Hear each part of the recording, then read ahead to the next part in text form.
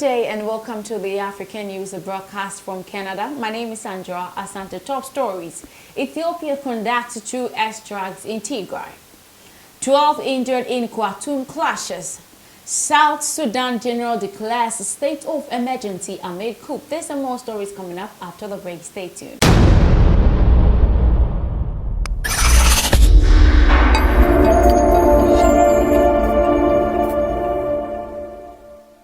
You're welcome back from the break to our first story. Ethiopia conducted 2 airstrikes in Tigray on Sunday as the government intensified a nearly week-old campaign to aerial bombardment against forces who control most of the region. One strike hit the western Tigray area of the Tigray, the target and the training site of the Tigray People's Liberation Front (TPLF) government spokesperson Legesse Tulu said.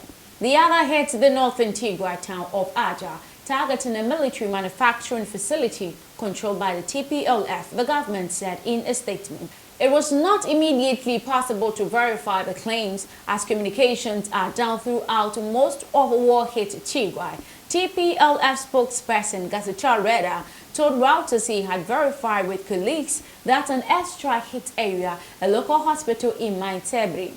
Getachew said there was no casualties to his knowledge. He said he had no information about the strike in Aja. The government makes it sound as though all of the Tigray region is a training center. It doesn't make any sense. We don't have all these training centers. This is what Getachew Reda said. Still in Ethiopia, the Ethiopian government's relationship with the U.S. and European Union (AU) at the low ebb. It is looking elsewhere for new allies to crush the forces being waged against it from the mountainous Tigray region. Both the U.S. and EU have threatened sanctions on the government and its enemy, the Tigray People's Liberation Front (TPLF), in a bid to press them into ending the almost year-long conflict that some fear could be devastating as the civil war that led to the breakup of the Yugoslavia. Jeto Trondboy, the professor in conflict studies at the Oslo New University College in Norway, said this has led to the government's focus shifting.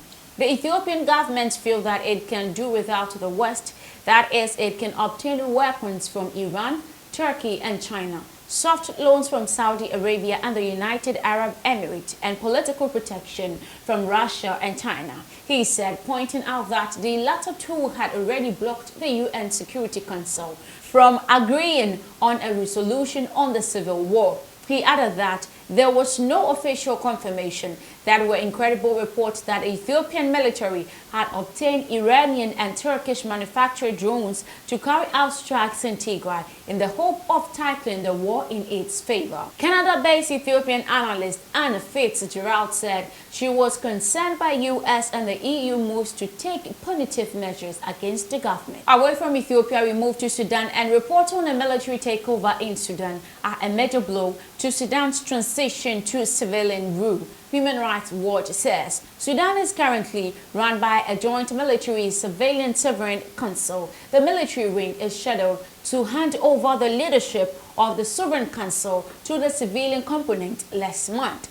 Human Rights Watch says the international community should press for a return to the civilian transition. It urged security forces in the country to protect the rights of civilians to protest and refrain from using lethal force. The head of military, Lieutenant General Abdel Fattah al-Burhan, is expected to address the nation shortly. Still in Sudan, but in Khartoum, 12 people have been injured in clashes between protesters and the military forces in Sudan's capital, Khartoum, a doctors' committee in Sudan says. It comes in the wake of the reported military coup in the country.